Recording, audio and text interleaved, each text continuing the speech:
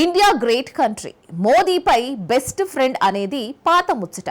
Pakistan great country, Asim Munir my best friend అనేది కొత్త ముచ్చట.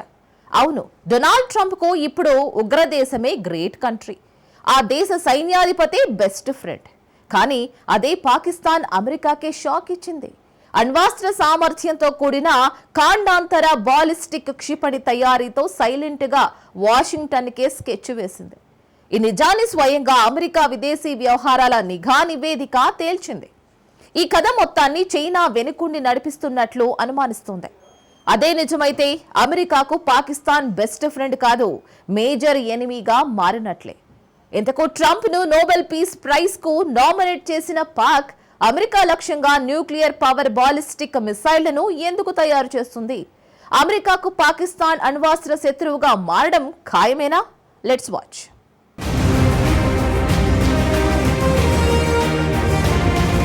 పాకిస్తాన్తో దోస్తీకి అమెరికా బ్రేకప్ చెప్పే టైం వచ్చిందా?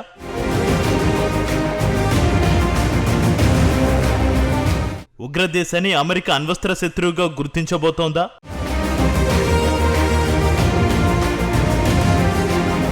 పాక్ బాలిస్టిక్ మిసైల్ ప్రోగ్రాం వెనుక ఉన్న పవర్ ఎవరు?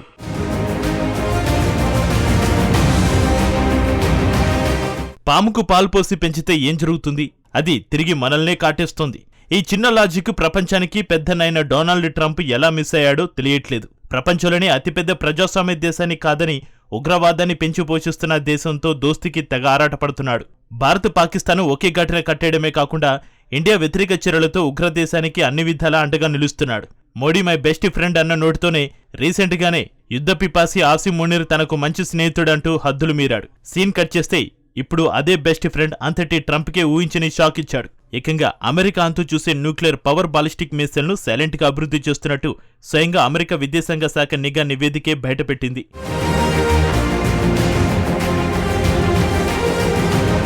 పాకిస్తాన్ తన క్షిపణి సామర్థ్యాన్ని భారీగా పెంచుకునేందుకు ప్రయత్నిస్తుందని అమెరికా విదేశీ వ్యవహారాల నిఘా నివేదిక వెల్లడించింది.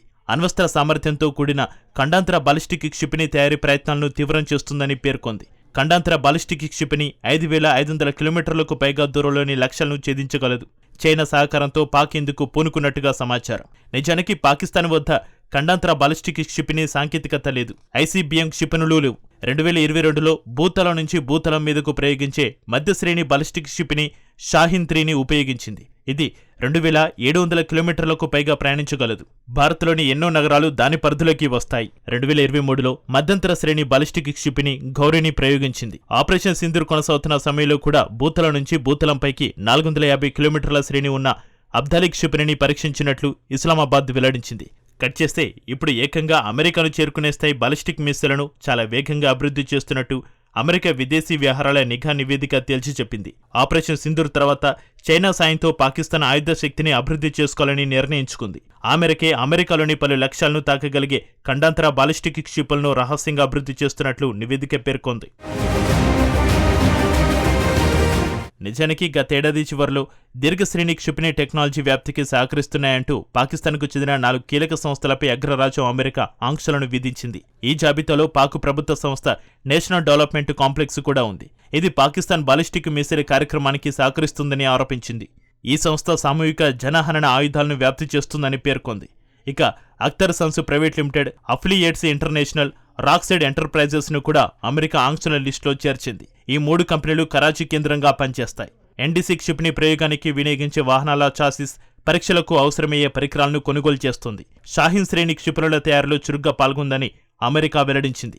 అఖ్తర్ అండ్ సన్స్ సంస్థ ఎన్డీసీ తయారు చేసే క్షిపణులకు సంబంధించిన పరికరాలను సరఫరా చేస్తోంది. అఫిలియేట్ ఇంటర్నేషనల్ కూడా మిస్సైల్లో వినియోగించే కొన్ని రకాల పరికరాలను ఎన్డీసీ కోసం కొనుగోలు చేస్తోంది. ఈ విషయాలను విదేశాంగ శాఖ ప్రతినిధి మాథ్యూ మిల్లర్ వెల్లడించారు. ఈ సంస్థలతో వ్యాపారం చేసే అమెరికా సంస్థల ఆస్తులు స్తంభింపచేస్తాయని అప్పుడే అల్టిమేటం ఇచ్చారు. మరోవైపు నాటి ఆంక్షలపై పాక్ ప్రభుత్వం స్పందించింది. ఇవి దురదృష్టకరమని, పక్షపాతంతో కూడుకున్నవని పేర్కొంది. సైనికపర అసమానతలను సృష్టిస్తే ప్రాంతీయంగా అస్థిరత తలెత్తుతుందని పేర్కొంది. అమెరికా స్వప్రయోజనాలకే పెద్దపీట వేస్తుందని పాకిస్తాన్ ఆరోపించింది. ఆ తర్వాత అణ్వస్త్ర సామర్థ్యం ఉన్న బాలిస్టిక్ క్షిపణి ప్రోగ్రాంపై ఎటువంటి అప్డేట్ రాలేదు. కట్ చేస్తే వాషింగ్టన్, ఇస్లామాబాద్ మధ్య బంధం దృఢంగా మారుతున్న టైంలో అమెరికా విదేశీ వ్యవహారాల నిఘా నివేదిక బయటకు వచ్చింది.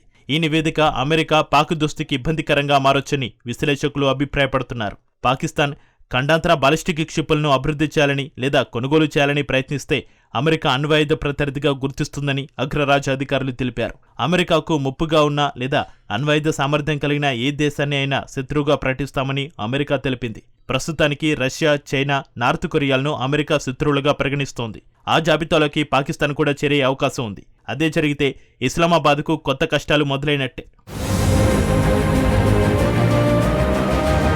అమెరికాతో బలమైన బంధం ఉన్నంత వరకే పాకిస్తాన్ సేఫ్గా ఉంటుంది. ఇందులో ఏమాత్రం తేడా వచ్చినా ఉగ్రదేశం కీల్కతమైనట్టే. ఎందుకంటే కొన్నేళ్లుగా ఆ దేశం తీవ్ర ఆర్థిక సంక్షోభాన్ని ఎదుర్కొంటోంది. అరాచకవాదులకు కేర్ ఆఫ్ అడ్రస్గా నిలుస్తోంది. ఎప్పుడు ఎక్కడ ఏ బాంబు పేలుతుందో తెలియని పరిస్థితులు, ఏ ప్రాంతం ఎప్పుడు తిరగబడుతుందో అన్న ఆందోళన షరీఫ్ సర్కార్ను ఉక్కిరిబిక్కిరి చేస్తున్నాయి. బలూచిస్తాన్, ఖైబర్ పఖ్తూన్ఖ్వా, పాక్ ఆక్రమిత కాశ్మీర్ ప్రాంతంలోని జనం ఇప్పటికీ తిరగబడుతున్నారు. బలూచీలు అయితే స్వాతంత్రం ప్రకటించేసుకున్నారు కూడా. పూర్తిగా విదేశీ అప్పుల మీదే బతుకుతున్న ఈ సమయంలో అమెరికా దూరమైతే అన్ని విధాలుగా కూరుకుపోవడం ఖాయం. అన్నిటికీ మించి డొనాల్డ్ ట్రంప్ పగబడితే ఏం జరుగుతుందో ఊహకి కూడా అందదు. మరి ఇవన్నీ తెలిసి పాకిస్తాన్ అమెరికాను చేరుకునే న్యూక్లియర్ పవర్ బాలిస్టిక్ మిసైల్ను ఎందుకు తయారు చేస్తుంది అంటారా? ఈ ప్రశ్నకు సమాధానం డ్రాగన్ కంట్రీ చైనా. ఎందుకంటే ఆ క్షిపణులను తయారు చేస్తుంది చైనా అవసరాలకే కావచ్చు.